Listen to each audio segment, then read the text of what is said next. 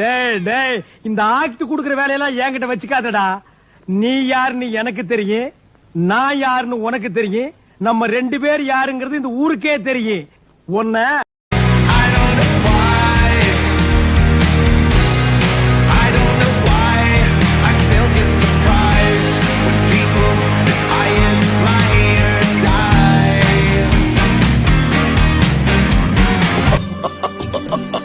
ஏன் சிரிக்கிறீங்க?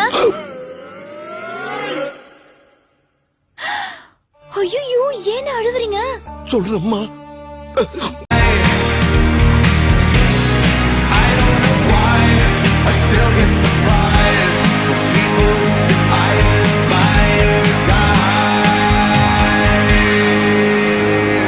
ஏப்பா பகவதி, நான் உனக்கு என்னடா துரோகம் பண்ணேன்?